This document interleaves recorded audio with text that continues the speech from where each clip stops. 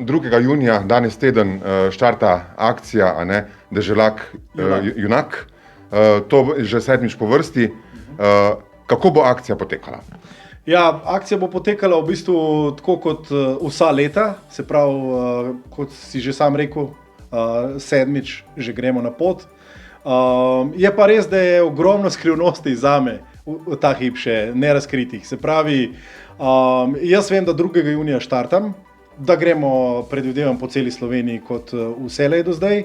Ne vem, s katerim prevoznim sredstvom grem, predvidevam, da bom spet poganjal, ker vedno smo nekaj poganjali, ne? Ali je bil to skiro, ali je bil kolo, ali rikša, ali kvadrocikl, skratka. No, jaz upam, da ne bo treba kaj z rokam delati, ker se mi zdi, da imam noge močnejše. Sicer pa ja, ljudje so lepo sprejeli akcijo zdaj, tudi sam imam že veliko izkušenj, pomagajo lahko na več načinov, se pravi, glavnina donacije preko SMS-ov, se pravi, pošiljajo SMS-e pomagam 5 ali pa pomagam 1 na 1919. Druga plat pomoči je na terenu samem, ker pridemo v kraje, v vasi, povsod smo in lahko tudi vržejo eno tako skrinjico, ki imamo zraven, kolikor pač želijo in zmorejo. Lahko tudi preko donacij, ampak to se potem dogovarjajo z vodstvom. Glavnina te pomoči je pa res preko SMS-ov. Ampak ni samo to, ne. Lahko, če nimaš oziroma če težko daš, je dovolj tudi samo pozdraviti na poti ali da kolesareš zraven, pokažeš dobro voljo, tudi prek družbenih omrežij, družabnih, širiš dobro plat tega, a ne, in na ta način mogoče vplivaš na koga drugega, ki pa lahko pa na ta način pomagaš. Tako da, to je to. Komu je ta denar namenjen? Ta denar je namenjen otrokom iz socialno šibkih družin. Peljemo jih na morje za 10 dni, tam imajo res vse, kar potrebujejo, se pravi, odlične vzgojitelje, sovrstnike, zabavajo se, imajo res kvalitetno hrano, 3 glavne obroke, pa še 2-krat malca, tako da tega, kar marsikje doma nimajo, ne, ker živijo v pomanjkanju in ob vseh nakopičenih težavah jih želimo nekako odtrgati od težkega okolja in da jim vsaj za poletje privoščimo. In fascinantno je, da še vedno v tej Sloveniji najdemo otroke, stare tudi 12, 13, 14 let, ki še vedno niso bili na morju, nikoli. In mislim, da sem s tem povedal veliko. Zdaj ta akcija poteka že 7. a ne? Veš, koliko otrokom ste že pomagali na ta način?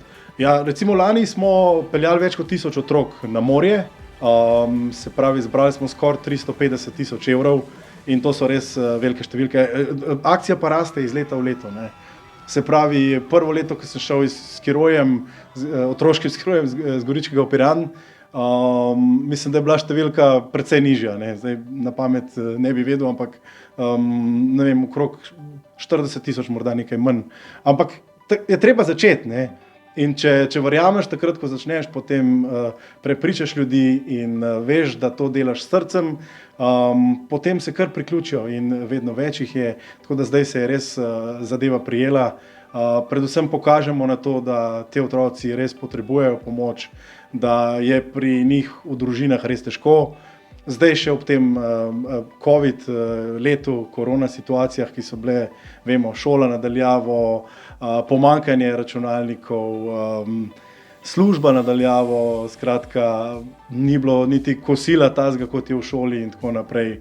Velikega pomanjkanja, tudi socialnih stikov in tako da zdaj mislim, da je še bolj jasno, da moramo narediti to za njih. Imate kakšen konkreten cilj, finančni recimo, koliko sredstev bi radi zbrali? Ja, letos je moj sin rekel, da gremo na 1 milijon, ne. Jaz sem najprej se malo za glavo prijel, sem si pa mislil, ja, otrok nima pojma, kaj je 1 milijon, ne. Sam je drzen cilj, pa res verjamem, da je pa možno ga uresničiti, no. Glede na to, kar sem tudi že prej povedal, da iz leta v leto nekako rastemo, da je tudi v končni fazi vedno več otrok, ki potrebujejo našo pomoč. Zdaj so nove kategorije, ki so nastale s tem korona letom, tako da potreba je velika in jaz verjamem v dobro v ljudeh, da čutijo in verjamejo. Mi tudi vedno obiščemo te otroke v teh kolonijah in dejansko prikažemo, da res ta denar gre za dobro stvar. Pri zbiranju pa, oziroma potem pri razporejanju tega denarja pa niste sami, ne odločate sami, ampak sodelujete s kakšno fundacijo verjetno. Ne? Ja, tukaj sodelujemo z Anito Ogulin iz Zveze prijateljev mladine Moste Polje. Nekako peljemo to akcijo z roko v roki z njo in z njeno organizacijo, zaupamo ji. In tudi sam sem se že večkrat prepričal, konec koncev tudi moje dve hčeri sta vzgojiteljici v teh kolonijah. Točno vem, da je denar porabljen tako, kot mora biti. In to je ključno, da ne izgubiš zaupanja pri ljudeh, ki donirajo SMS-e.